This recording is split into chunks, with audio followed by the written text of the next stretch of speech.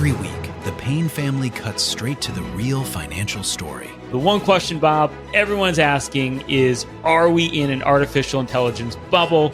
You've been through boom and bust. What do you think? No hype, no myths.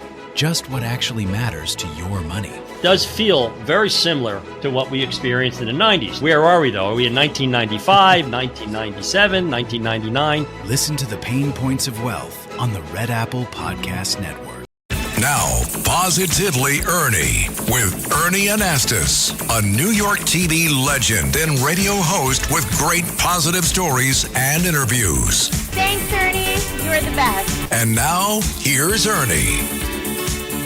Hey, everybody. Welcome back to the show. Nice to have you here. You know how much I love positive thinking. And today I'm going to talk about that with a very special guest. And, you know, it's so important that we all listen. I've talked about that so many times that you have to listen to yourself, very important, and you have to listen to other people who have great ideas and can help us all grow. I love quotations, and one of my favorite quotations is from a Greek philosopher who once said, "I have a wish to die young, but as late in life as possible." I love that because, you know, basically what it's saying is that you have to have a youthful heart and a youthful mind and a youthful spirit. So you don't feel like you've been there, done that, and, you know, there's nothing left. We all have to look forward to things in life, and you have to have passion for what you do. And I want to talk about that today, and I want to introduce a wonderful person. Her name is Erika Jon, and she's written a fantastic book. It's called The Secret to Getting Unstuck, and it's a guide to forming 5 habits that will transform your life and make you unrecognizable. I love that title. Welcome to the show. Good to have you here, Erika. Thank you. I'm so excited to be here. Oh, this is great. This is a wonderful, you know, when you talk about transforming, I think that excites a lot of people because many people, I'm sure you have found, you know, are stuck. Yeah. And they want to change. So tell us why you wrote this book. Yeah, that book, the book, The Secret to Getting Unstuck, really describes a time in my life where I was really stuck. Stuck in depression. I couldn't find a job. And just kind of a little backstory, my background has always been in HR. And so I've worked for many Fortune 500 companies. Yeah, human resources, sure. Human resources. Yep. And I found myself going through, at the time, I didn't know what it was. I now know today that it was an identity crisis. And I walked away from my big-time job, the dream job, and I went into this depression. And I was making 6 figures to having a bachelor's degree and a master's degree to I can't find a job.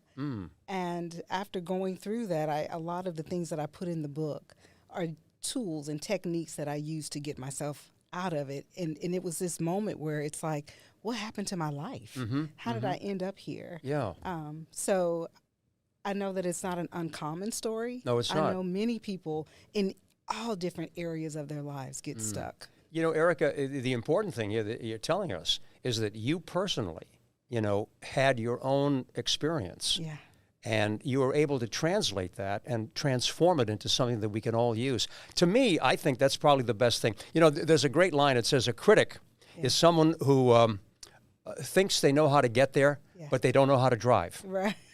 And so, you know, when you hear it from a person who's actually lived it and experienced it, it makes a huge difference. Absolutely. So you came up with this book, and you've got 5 habits.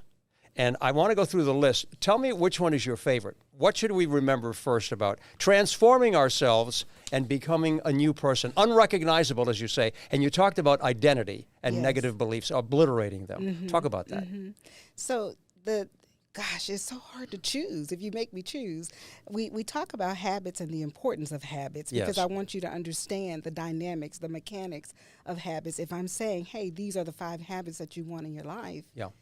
That will transform your life, then I want you to understand how habits work. Sure. How they can keep you stuck, how to create new habits. And then the first one is identifying and obliterating negative beliefs. The negative beliefs control our lives. Yes. And the crazy thing about negative beliefs is sometimes we don't even realize it's just a belief. And just because we have a belief, it doesn't mean it has to be our truth. Yeah. Because if we change the belief, we change our truth. Right? But Erika, let me ask you something, because that's an interesting area. Yes. You talk to so many people, And I do the same thing. And if you're talking to individuals who say, I'm having such a hard time obliterating, getting rid of this thing that's in my head about how I feel about myself or an experience that I had that I just can't get over. Now, that's a toughie. It is tough. That's a tough thing. And I really feel for a lot of individuals who have that, because it's haunting in many ways, and it's hard to get rid of it. Well, it can feel like it's taken over your life, like it's bigger than you. But you have to know that it's not bigger than you. And the reason why it feels so big is because it's a habit. And a habit is something that you do unconsciously. You've done it over and over and over again until you do it unconsciously, and you don't even think about it. And what happens is it builds momentum. So if you think about being in San Francisco, going down one of those really big hills, where if you're midway down the hill, the momentum is going to pull you through. It's going to pull you on down, and that's what those negative beliefs So do. how do we change that? I mean, people are out listening to us right now and saying, okay, I've tried so many things. I mean, I'd like to go through hypnosis where I can just obliterate this thing completely. Give me a couple of tips how people can change that way of thinking and form a new habit. So the first thing I would say is buy the book, The Secret to Getting Unstuck, and read it. And also, I've created a meditation called The Secret to Getting Unstuck Meditation. And that meditation walks you through the 5 habits that I discuss in the book. Why did I create the meditation?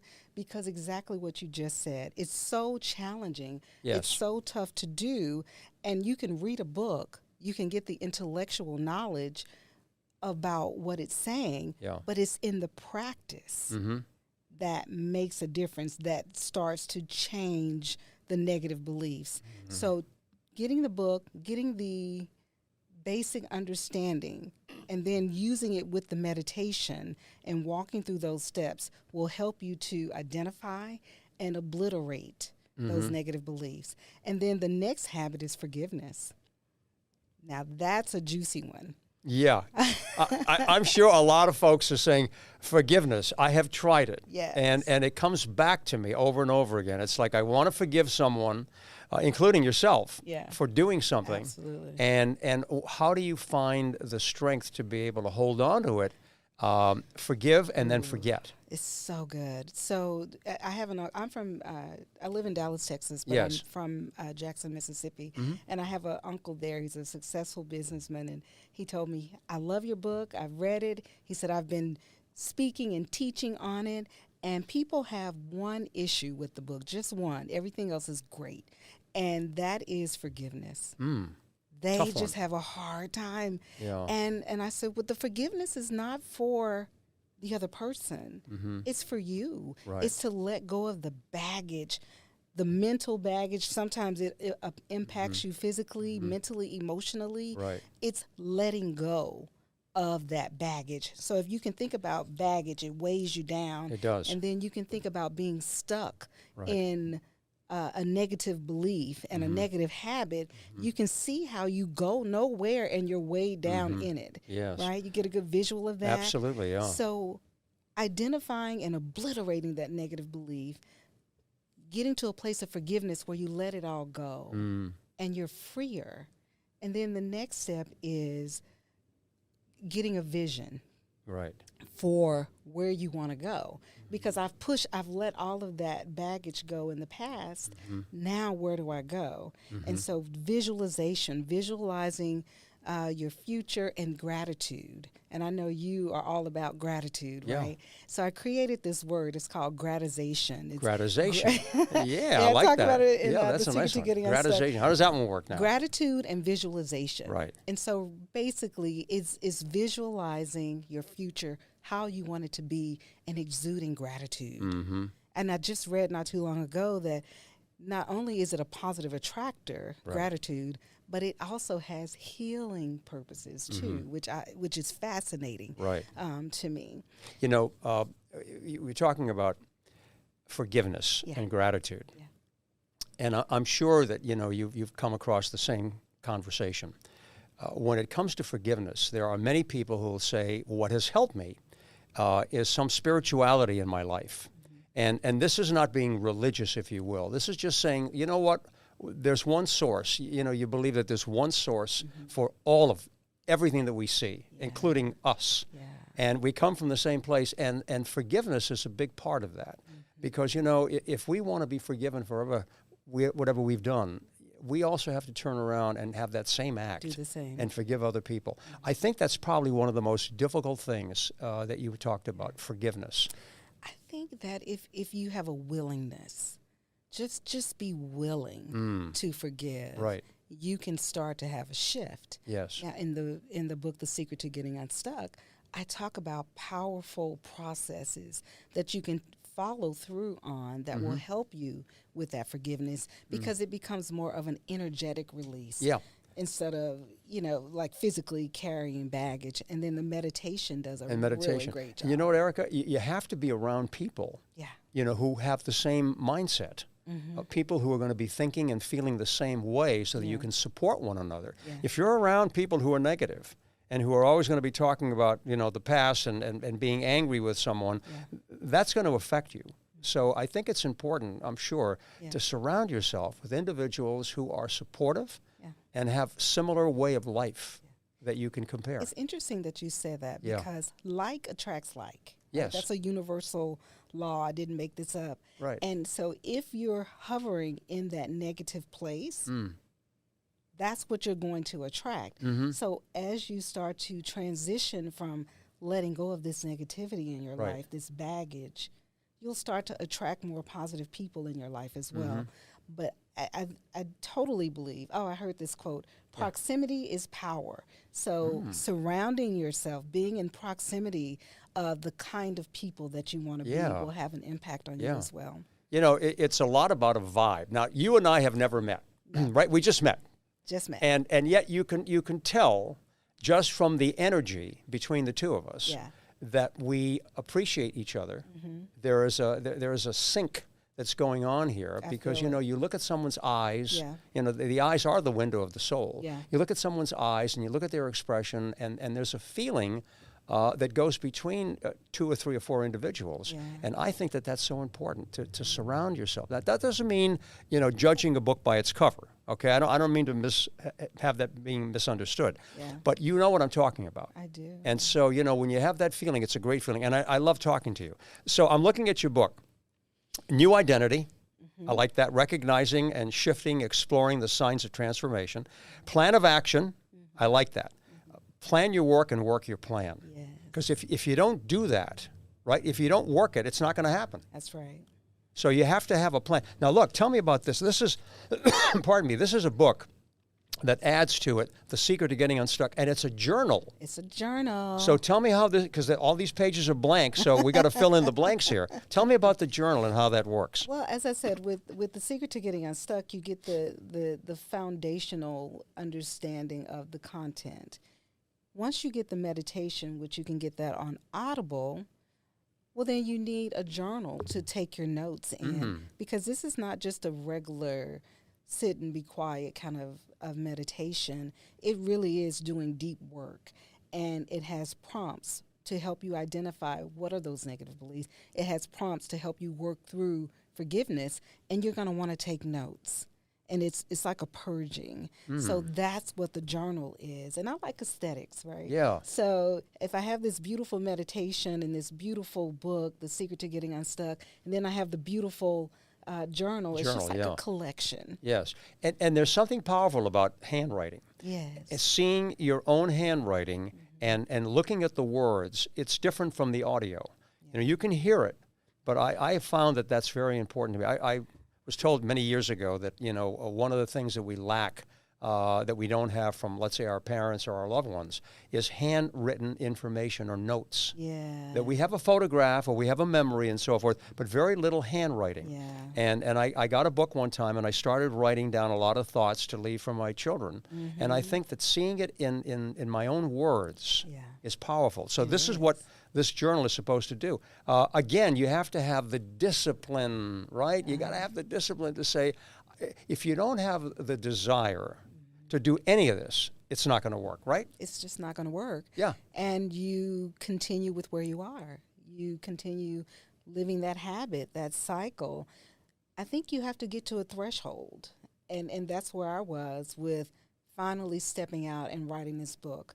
I got to a threshold where I said, absolutely no more. I'm going all out. I'm living my best life, whatever that takes. I don't care how hard it is. Yeah. I don't care how afraid I am.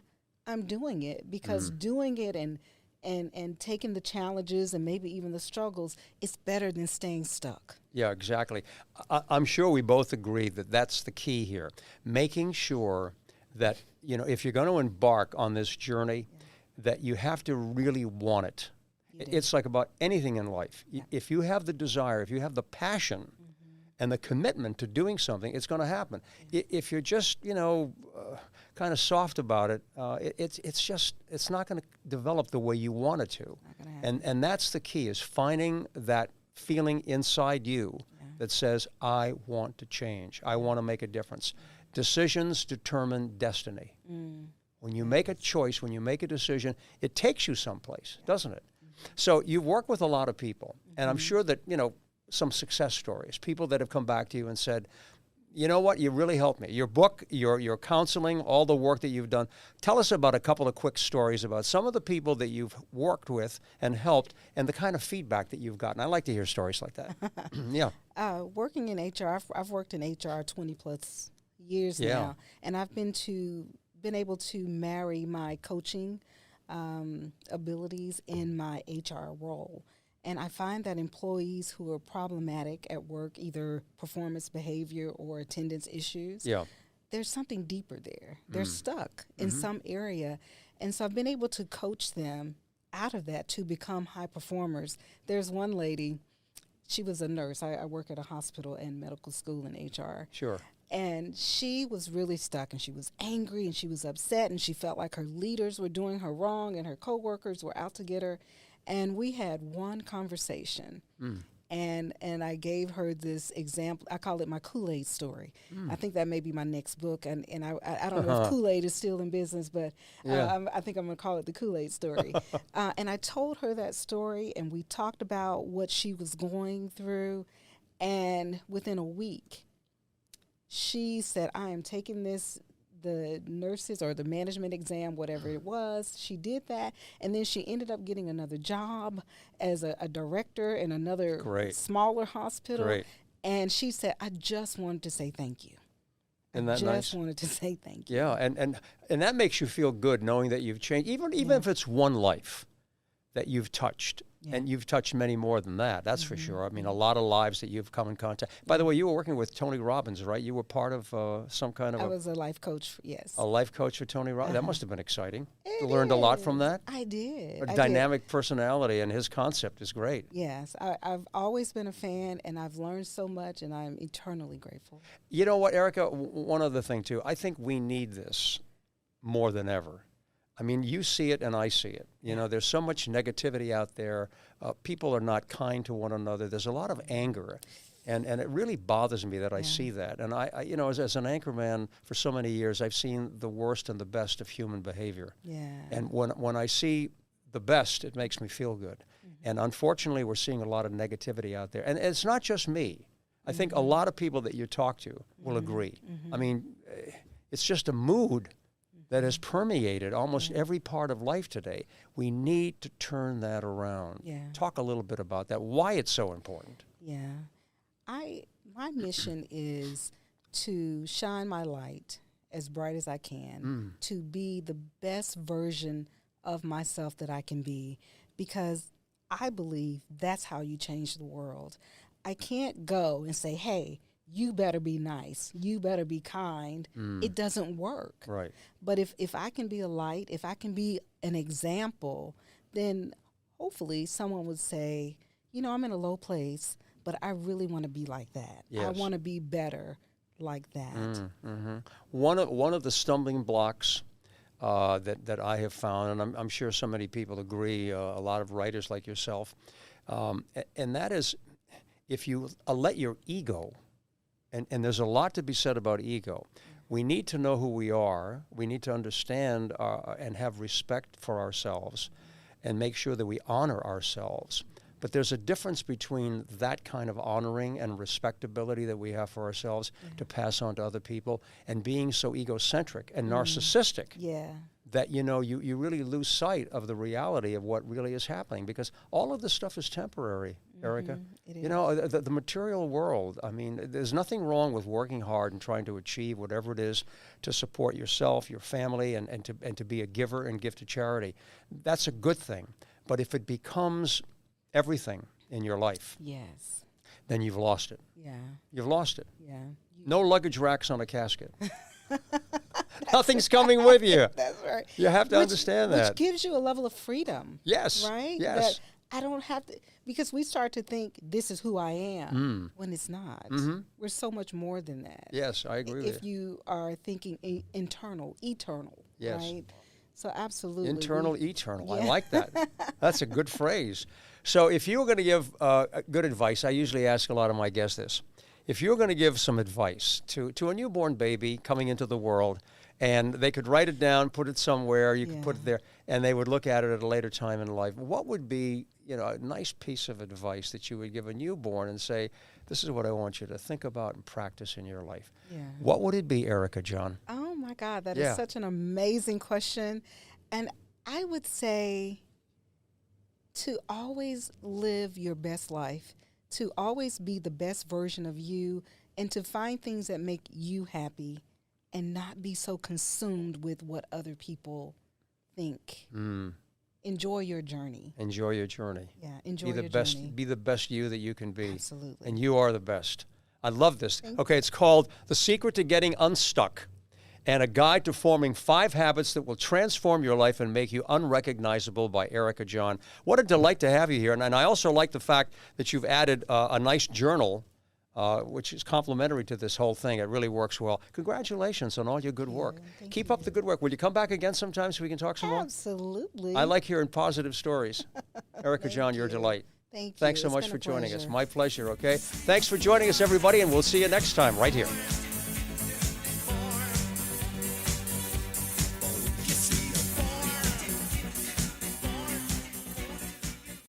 Take my word for it. I live there. Come to Florida. Get pre-approved right now with my guy, Michael Kotze. Call him at 561-441-2730. He's got Choice Mortgage and a great real estate team. Get pre-approved right now. Michael Kotze, 561-441-2730. Buy in Florida right now. Don't wait. Save money on state taxes. Make your move today with Choice Mortgage. Trust me, Florida is waiting. This guy's so good, he did my commercials in Florida too. Mike Kotze, 561-441-2730. A ride.